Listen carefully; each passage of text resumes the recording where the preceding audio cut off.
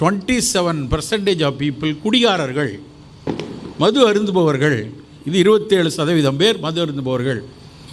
அதிலேயே இன்னொரு கருத்து, அடுத்த ஒரு பாயிண்ட் என்ன சொல்கிறாங்கன்னா, 7% பேர், அதில் அந்த 27% டெத் ஆனதில் இன்னொரு 7% பேர் பிஞ்ச் ட்ரிங்கிங் அப்படிம்பாங்க ஆங்கிலத்தில். அந்த கட்டுரையில் அந்த வார்த்தையை பயன்படுத்துகிறார்கள். பிஞ்ச் ட்ரிங்கிங் அப்படின்னா அதிக அளவில் மது இருந்துறவங்க, 3 பேக் 4 பேக்குன்னு ஒரு கணக்கு வச்சுருக்கான். அதாவது அதுவும் ஆங்கிலேயர்கள் சொல்கிற கணக்கு, ஒரு நாளைக்கு 4 பெக்கோ 3 பெக்குக்கு மேலே குடிக்கிறவர்களை பிஞ்ச் ட்ரிங்கிங் என்று எப்போதோ சொல்லியிருக்காங்க. ஆனால் அப்படி சொன்னால் அதே உலக சுகாதார நிறுவனம் தற்போது என்ன சொல்கிறதுன்னா, நீ இவ்வளோ அளவாக குடிலாம் சொன்ன காலம்லாம் மலையேறிடுச்சு. Your problem starts with the first drop of alcohol consumption. அதுதான் சமீபத்தில் மிகப்பெரிய கோஹார்ட் ஸ்டடி சொல்லக்கூடிய ஒரு விஷயம். அப்படி பார்த்தால் இந்த இள வயதில் நடந்த திடீர் மரணங்களுக்கு கிட்டத்தட்ட கால்வாசி காரணம் மது அருந்துதல். அந்த பிஞ்ச் ட்ரிங்கிங்கை பெரிய அளவில் காரணமாக சொல்கிறார்.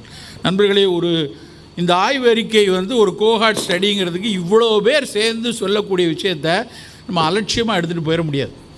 அத்தனை பேரும் ஆய்வறிஞர்கள் அவ்வளோ பேரும் இணைந்து ஒரு முக்கியமான தரவை நம்ம முன்னாடி வைக்கிறாங்க.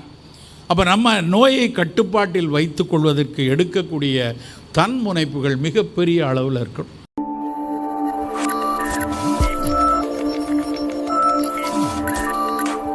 ஒரு செய்தி முகநூலெல்லாம் பகிரப்படுது.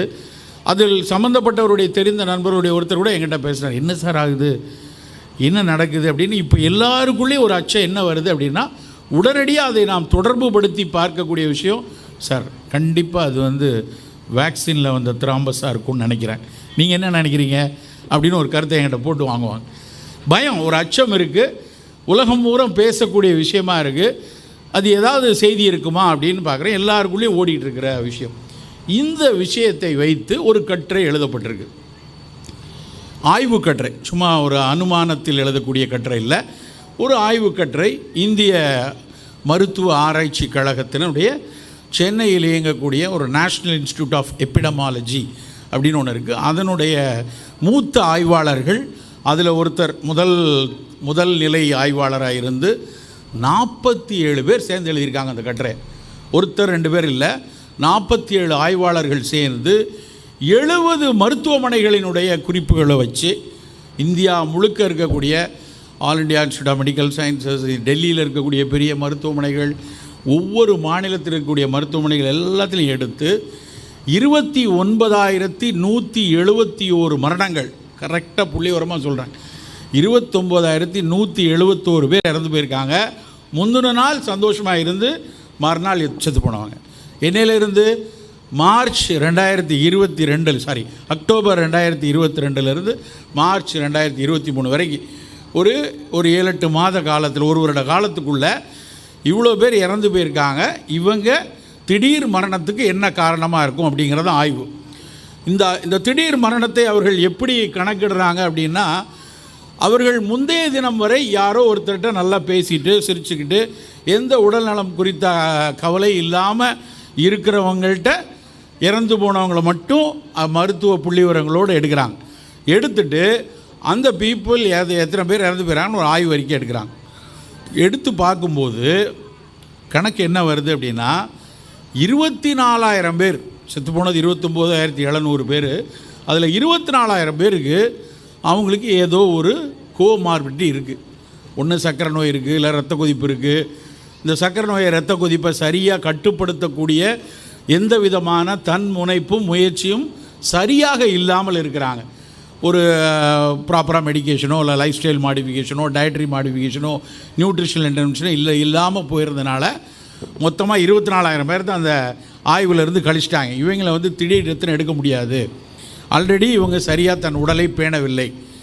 மீதி இருக்கிற எல்லா விஷயங்களையும் சில பேர் இந்த ஆய்வுக்கு அவங்க குடும்பம் ஒத்துழைக்கணும். ஏன்னா டேட்டா திரும்ப எடுக்கும்போது இவர் சின்ன வயசுலேருந்து என்ன பண்ணார், சின்ன வயசுலேருந்து அவருடைய சாப்பாடு என்ன, அவருக்கு போன வாரம் என்ன செஞ்சாங்க, அதுக்கு முந்தின வாரம் என்ன செஞ்சாங்க, கேள்விகள் வச்சு ஒரு கோஹார்ட் ஸ்டடி. இது பின்னாடி திருப்பி பார்க்கக்கூடிய ஆய்வறிக்கை. இது ரொம்ப முக்கியம் நண்பர்களே. இந்த மாதிரியான ஆய்வுகள் நாங்கள்லாம் சொல்லிக்கிட்டே இருந்தோம், இப்படி பேசிகிட்டே இருக்கோமே வெளியே ஏதாவது இந்த மாதிரி டெத்தை பற்றின ஒரு ஈவன் ஒரு மாவட்டத்தில் திடீர்னு ஒருத்தங்க இறந்து போனாங்கன்னா கூட அதுக்கு பின்னாடி ஒரு பெண் இறந்து போகிறாங்கன்னா அதுக்கு பின்னாடி எதனால் இறந்து போனாங்க, ஒருவேளை கருத்தரித்து இருந்தாங்களா, குழந்தை பெற்றிருப்போம் இருந்தாங்களா, ஏன் இறந்தாங்க, சர்க்கரை குறைவு கூட இருந்துச்சா, அனீமியா இருந்துச்சா, இல்லை மரணத்தின் சமயம் நிறைய இரத்தப்போக்கு போச்சா அப்படின்னு ஒரு அட்டாப்சிக்கு அப்புறம் திரும்ப ஒரு சர்வே பண்ணி ஸ்டடி பண்ணி அதிகாரிகளை வச்சு பார்த்து அது மீண்டும் எந்த விதத்திலும் நடக்கக்கூடாது, ஏதோ ஒரு வகையில் அதுக்கு ஒரு காரணி தெரிந்திருந்தால் அதை எப்படி களைய வேண்டும் என்று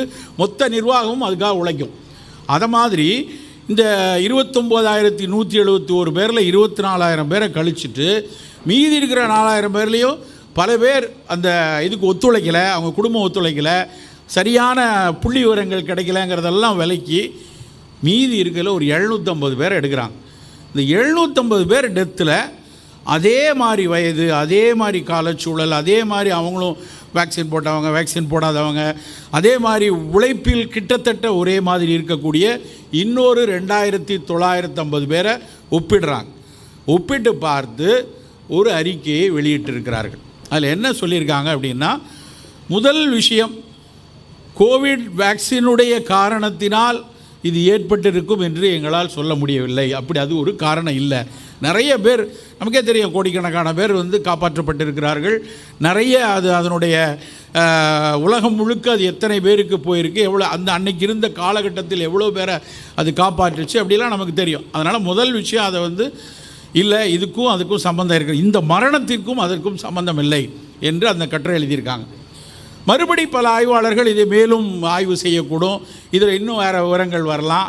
ஆனால் என்னுடைய இன்றைய உரைக்கு இது ஒரு தளம் அல்ல, அதுக்கு பின்னாடி ஒரு 4 விஷயம் இருக்குது. 5 பாயிண்டில் மொதல் பாயிண்ட் கோவிட் மரணத்தை பற்றி, கோவிடுடைய வேக்சினுக்கு அப்புறம் இதனால்தான் ஏற்பட்டது என்று எந்த விதத்திலும் அறுதியிட்டு கூற முடியாது அப்படின்னு முதல் இது கொடுத்துட்டாங்க.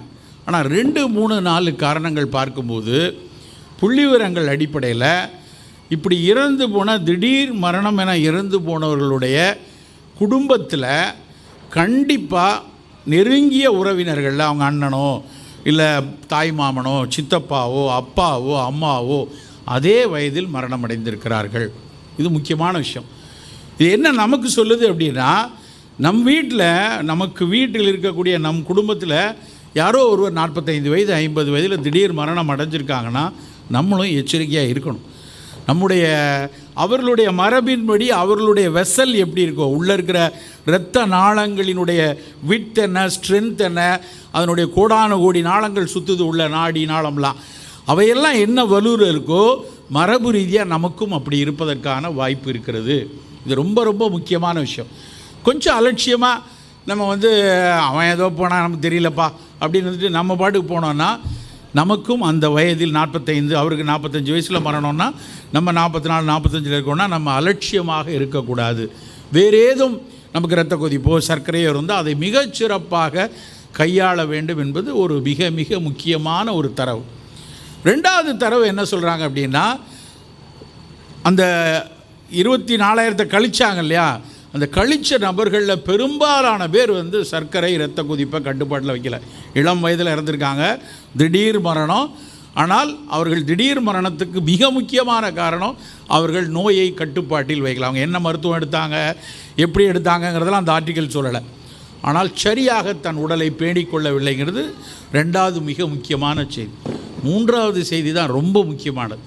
என்ன சொல்கிறாங்கன்னா, இதில் இறந்து போனவர்கள் 27% பேர், 1-2 இல்லை, ஆல்மோஸ்ட் குவார்ட்டர் 27% ஆஃப் பீப்புள் குடிகாரர்கள், மது அருந்துபவர்கள். இது 27% பேர் மது அருந்துபவர்கள். அதிலேயே இன்னொரு கருத்து, அடுத்த ஒரு பாயிண்ட் என்ன சொல்கிறாங்கன்னா, 7% பேர், அதில் அந்த 27% டெத்தானதில் இன்னொரு 7% பேர் பிஞ்ச் ட்ரிங்கிங் அப்படிம்பாங்க ஆங்கிலத்தில். இந்த கட்டுரையில் அந்த வார்த்தையை பயன்படுத்துகிறார்கள். பிஞ்ச் ட்ரிங்கிங் அப்படின்னா அதிக அளவில் மது இருந்துடுவாங்க, 3 பேக் 4 பேக்குன்னு ஒரு கணக்கு வச்சுருக்கான். அதாவது அதுவும் ஆங்கிலேயர்கள் சொல்கிற கணக்கு, ஒரு நாளைக்கு 4 பெக்கோ 3 பெக்குக்கு மேலே குடிக்கிறவர்களை பிஞ்ச் ட்ரிங்கிங் என்று எப்போதோ சொல்லியிருக்காங்க. ஆனால் அப்படி சொன்னால் அதே உலக சுகாதார நிறுவனம் தற்போது என்ன சொல்கிறதுன்னா, நீ இவ்வளோ அளவாக குடிலாம் சொன்ன காலம்லாம் மலையேறிடுச்சு, your problem starts with the first drop of alcohol consumption. அதுதான் சமீபத்தில் மிகப்பெரிய கோஹார்ட் ஸ்டடி சொல்லக்கூடிய ஒரு விஷயம். அப்படி பார்த்தால் இந்த இள வயதில் நடந்த திடீர் மரணங்களுக்கு கிட்டத்தட்ட கால்வாசி காரணம் மது அருந்துதல். அந்த பிஞ்ச் ட்ரிங்கிங்கை வந்து பெரிய அளவில் காரணமாக சொல்கிறார். நண்பர்களே, இந்த ஆய்வு அறிக்கை வந்து ஒரு கோஹார்ட் ஸ்டடிங்கிறதுக்கு இவ்வளோ பேர் சேர்ந்து சொல்லக்கூடிய விஷயத்தை நம்ம அலட்சியமாக எடுத்துகிட்டு போயிட முடியாது. அத்தனை பேரும் ஆய்வறிஞர்கள் அவ்வளோ பேரும் இணைந்து ஒரு முக்கியமான தரவை நம்ம முன்னாடி வைக்கிறாங்க. அப்போ நம்ம நோயை கட்டுப்பாட்டில் வைத்து கொள்வதற்கு எடுக்கக்கூடிய தன்முனைப்புகள் மிகப்பெரிய அளவில் இருக்கணும். இதே மாதிரி இது வந்து அக்டோபரில் வந்த ஆய்வறிக்கை. ஜூன் மாதம், இந்த ஜூனில் இதே இந்தியாவில் இதே மாதிரி இன்னொரு ஆய்வறிக்கை வந்தது. அதுக்கு பேர், அந்த ஆய்வறிக்கையின் பேர் இந்தியா B7 அப்படின்னு அந்த அறிக்கையினுடைய பேரே இந்தியா B7. அது என்ன பண்ணுச்சுன்னா 2009 2017 வரைக்கும் 8 வருஷமாக அவர்கள் வந்து ஆய்வறிக்கை செய்து ஒன்றை வெளியிட்டிருக்காங்க. அதில் என்ன சொல்லியிருக்காங்கன்னா, நெடுங்காலமாக நம்ம எல்லோரும் என்ன நினச்சிருந்தோம், சக்கரை வியாதி அப்படின்னா ஒரு 11% பாப்புலேஷனுக்கு இருக்குது, 12% பாப்புலேஷன், நிறைய பேர் பேசிக்கொண்டே இருக்கிறோம். அவர்கள் என்ன, அந்த கட்டுரையினுடைய ஆய்வு கட்டுரையினுடைய முடிவு நிறைய புள்ளி விவரங்கள், இந்தியா முழுக்க நடக்கிற விஷயம், அதெல்லாம் விரிவாக பேசிக்கொண்டே போகலாம். ஆனால் நமக்கு தெரிய வேண்டிய விஷயம் என்ன அப்படின்னா, 11% டயபெட்டிக்னு எல்லாருக்கும் தெரியும். ஆனால் இன்னொரு 17%, 11 + 17, இன்னொரு 17% பேர் எப்போது வேண்டுமானாலும் சர்க்கரை நோயாளியாக மாறக்கூடிய IGT அப்படின்னு சொல்லக்கூடிய இம்பேர்டு குளுக்கோஸ் டாலரன்ஸ் லெவலில் இருக்கிற சர்க்கரைக்கு முந்தைய நிலையில் இருக்காங்க அப்படின்னு அந்த ஆய்வறிக்கை சொல்லுது. அந்த ஆய்வு நடந்த காலம் எடுத்தோன்னா 2009 17, இந்நேரம் அது 6 வருஷம் ஆச்சு. 17 கடைசி எடுத்தால் கூட 6 வருஷம் முடிஞ்சிருச்சு. அதில் ஒரு பாதி பேரேனும் கண்டிப்பாக சர்க்கரை நோயாளியாக இருப்பாங்க. அப்போ என்ன அர்த்தம்னா, ஏற்கனவே இருக்கிற 11%, அந்த மீதி இருக்கிற 17ஐயும் சேர்த்தோன்னா 28%க்கு மேலே இந்த ப்ரொடக்டிவ் ஏஜ் ஸ்பேன்னு சொல்லக்கூடிய 25 50 வயதுக்குள்ளாக இருக்கிறவர்களில் கால்வாசி பேர் வந்து இந்த சர்க்கரை நோய்க்குள்ளே சிக்கியிருக்காங்க அப்படிங்கிறது மிக மிக முக்கியமான ஒரு புள்ளி விவரம். அந்த கட்டுரையே வந்து எத்தனை பேருக்கு, 35% பேருக்கு இரத்த கொதிப்பு இருக்குங்கிறான். நம்ம நம்புவோமா? மெடிக்கல் டேட்டா அப்படி சொல்லலை, புள்ளி விவரம் அப்படி சொல்லுது. அந்த ஆர்டிகளுடைய புள்ளி விவரம் 35. நிறைய பேர் பிபியை செக் பண்ணுறதே இல்லை. யாரும் வந்து சோதித்து பார்க்காமல் இருக்கக்கூடிய என்பவர்களுடைய எண்ணிக்கை பெரிய அளவில் இருக்குது. பல பேர் ஏற்றுக்கொள்ள மாட்டேங்கிறாங்க. அதெல்லாம் டாக்டர்கிட்ட போனால் எனக்கு அது ஒயிட் காலர் பிபி அப்படிலாம் ஒன்றும் கிடையாது, ஆனால் உங்கள்கிட்ட வந்து பார்த்தா தான் சார் கூடுது, வீட்டில் பார்த்தா ஒரு பிரச்சனையே இல்லை. வீட்டில் வந்து கிட்டத்தட்ட திப்பு சுல்தான் ஹைதர் அலி காலத்தில் ஒரு இன்ஸ்ட்ருமெண்ட் வாங்கி வச்சுருந்துருப்பாங்க.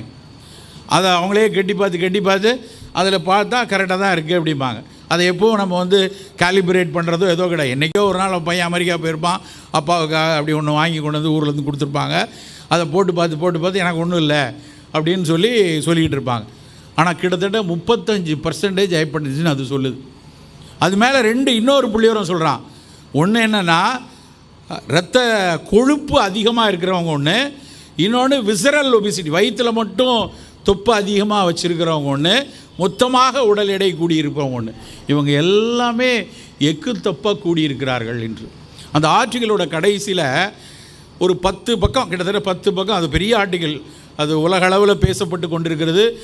இந்தியாவினுடைய மருத்துவ கொள்கைகளையெல்லாம் இதை பேஸ் பண்ணி மாற்றணும்னு அவங்க அந்த அறிக்கையினோட முடிவு வந்து இன்றைக்கி அரசு அதை மிக தீவிரமாக சிந்தித்து கொண்டிருக்கிறார்கள்.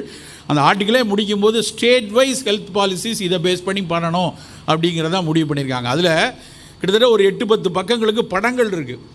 அந்த படங்களில் சிகப்பு நிறத்தில் இருக்கிறதெல்லாம் சர்க்கரை ரொம்ப அதிகமாக, இரத்த கொதிப்பு, சர்க்கரை, கொழுப்பு, புற்றுநோய்கள், மாரடைப்பு வர வாய்ப்பு இருக்கவங்களாம் நல்ல டார்க் ரெட் கலரில் அந்த இந்தியா மேப்பில் ரெட் கலரில் அதை போடுறாங்க. கொஞ்சம் இளஞ்சிவப்பாக இருக்கிறதெல்லாம் கூடிக்கொண்டே இருக்குது, எச்சரிக்கையாக இருக்கணும்னு போடுறாங்க. கொஞ்சம் மஞ்சள் நிறத்தில் வந்து மாநிலங்களில் எங்கெங்கே கூடியிருக்கு அப்படிங்கிறதெல்லாம் கூட போகுது, பெரிய அளவில் வந்து வரல, ஆனால் இப்போதைக்கு கொஞ்சம் ஒரு கூடி கொண்டு இருக்கிறது அப்படின்னு சொல்கிறத மஞ்சளில் போடுறாங்க. அவ்வளோவா இல்லை, இன்சிக்ரிவென்ட்ங்கிறத வெள்ளை கலரில் இருக்குது. நீங்கள் மொத்த இந்தியா படத்தில் பார்த்தீங்கன்னா தமிழ்நாடு இரத்த சிவப்பில் இருக்குது. எந்த இடத்த எடுத்தாலும் தமிழ்நாடும் கேரளாவும் அப்படி போட்டி. தமிழ்நாடும் கேரளாவும் தான் முழு டார்க் ரெட்டு.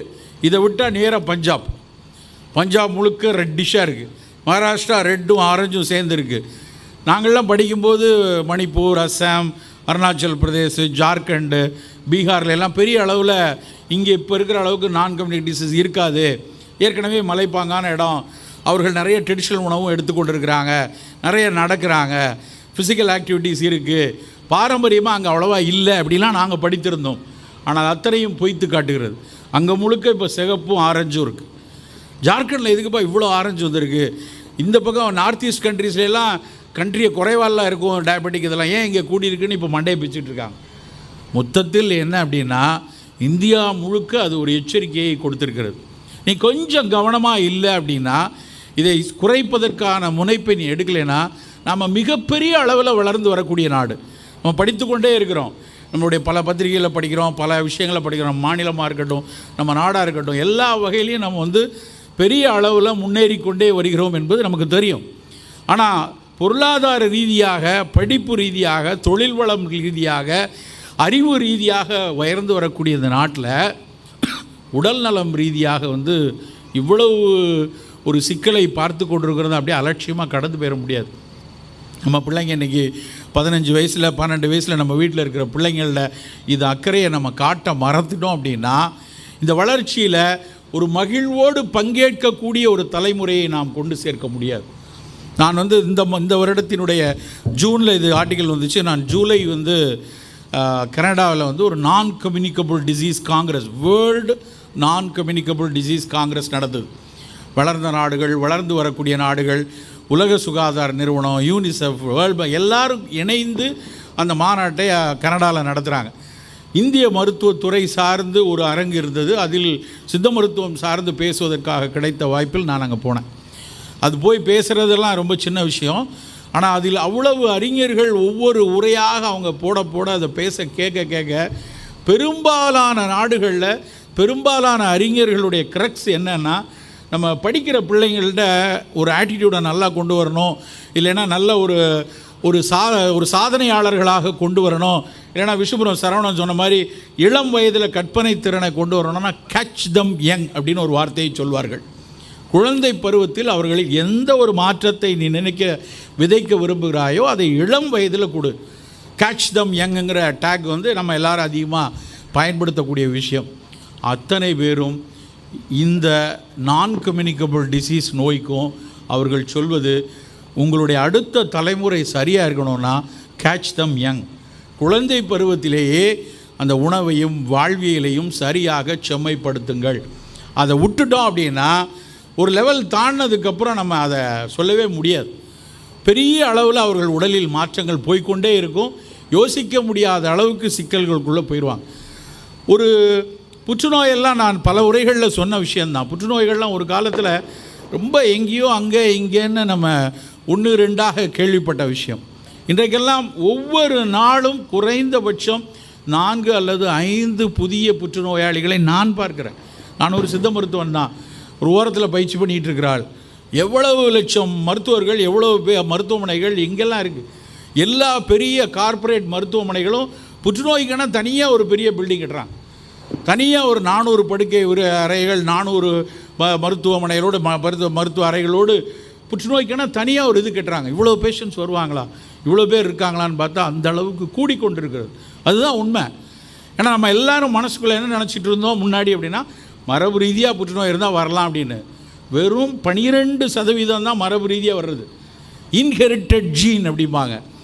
தாய் தந்தையர் வழியாக வரக்கூடிய புற்றுநோய் வருவதற்கான வாய்ப்பு 12% தான்.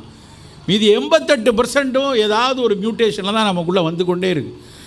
சம்பந்தமே இல்லாமல் எந்த விதமான ஒரு முகாந்திரங்களும் இல்லாமல் திடீரென ஒரு புற்றுநோய் கிடைக்கக்கூடிய மனிதர்களை பல பேர், அதுவும் குழந்தைகளை, இளம் மக்களை பார்த்து கொண்டே இருக்கிறேன்.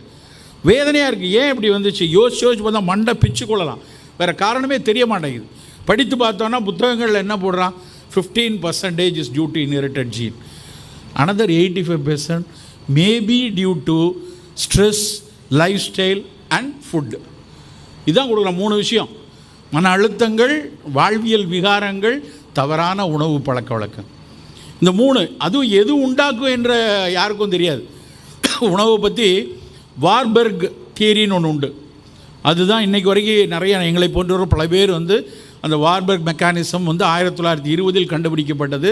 அந்த ஓட்டோ வார்பர்க்கிற ஒரு சொன்னதுக்கப்புறம் அவருக்கு நோபல் பரிசு வழங்கப்பட்டுச்சு.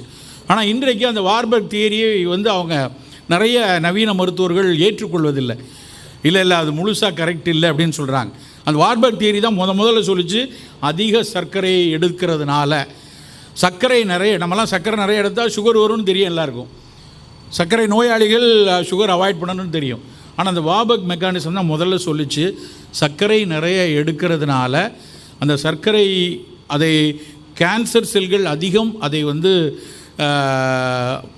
சர்க்கரையை நிறைய எடுத்து வேகமாக அந்த திசுவை வளர்க்கிறது, தவறான திசுக்கள் வளர்கிறது என்று அந்த வார்பர்க் தியரிக்கு அப்புறம் தான் பெரிய அளவில் அது பேசப்பட்டு சர்க்கரை வேண்டாம் அப்படின்னு சொன்னோம். ஆனால் இன்றைக்கி மருத்துவர்கள் அதை இல்லை நீங்கள் சொல்கிறதெல்லாம் தப்பு, அது ஒரு டேட்டா. கேன்சர் நோயாளிகளில் அந்த கேன்சர் செல்களை சுற்றி நிறைய அந்த கிளைகோலைசிஸ் அப்படின்னு சொல்லக்கூடிய விஷயம் நிறைய நடக்குது, அது காஸ் இல்லை எஃபெக்ட் அப்படின்னு ஒரு குரூப் ஆர்கியூ பண்ணுறாங்க. இது ஒரு சப்ஜெக்டிவாக ஒரு விவாதம் போய்கொண்டே இருக்குது. ஆனால் பொதுவாக இந்த வெள்ளை சர்க்கரை கண்டுபிடித்த காலத்திலிருந்து அல்லது வெள்ளை சர்க்கரை பயன்பாடு பெரிய அளவில் வந்ததுக்கு அப்புறம் தான் எல்லா நான் கம்யூனிகபிள் டிசீஸும் கூடியிருக்கு. சர்க்கரை வியாதியாக இருக்கட்டும், இரத்த கொதிப்பாக இருக்கட்டும், புற்றுநோய்களாக இருக்கட்டும், எல்லாம் நீங்கள் சயின்ஸ் ஒரு பக்கம் வரட்டும், ஸ்டாட்டிஸ்டிக்கல் சிக்னிஃபிகன்ஸ் எல்லாமே இந்த பயன்பாட்டும் இந்த நோய்க்கும் உள்ள தொடர்பை மிக வலுவாக சொல்லிக்கொண்டே இருக்கிறது. கல்வார்க்கு தள்ளம் உயிர்நிலை கள்ளார்க்கு தள்ளாது புத்தேழுலகு முயுவ விளக்க உரை. களவு செய்வார்க்கு உடலில் உயிர் வாழும் வாழ்வும் தவறிப் போகும், களவு செய்யாமல் வாழ்வோர்க்கு தேவருலகம் வாய்க்கத் தவறாது. சாலமன் பாப்பையா விளக்க உரை. திருடுபவரே அவரது உயிரும் வெறுக்கும், திருடாதவரையோ தேவர் உலகமும் வெறுக்காது. கலைஞர் விளக்க உரை. களவாடுபவர்க்கு உயிர் வாழ்வதே கூட தவறிப் போகும், களவே நினைத்தும் பார்க்காதவர்க்கோ புகழுலக வாழ்க்கை தவறவே தவறாது. கல்வார்க்கு தள்ளம் உயிர்நிலை கள்ளார்க்கு தள்ளாது புத்தேழுலகு முயுவ விளக்க உரை. களவு செய்வார்க்கு உடலில் உயிர் வாழும் வாழ்வும் தவறிப் போகும், களவு செய்யாமல் வாழ்வோர்க்கு தேவருலகம் வாய்க்கத் தவறாது. சாலமன் பாப்பையா விளக்க உரை. திருடுபவரே அவரது உயிரும் வெறுக்கும், திருடாதவரையோ தேவர் உலகமும் வெறுக்காது. கலைஞர் விளக்க உரை.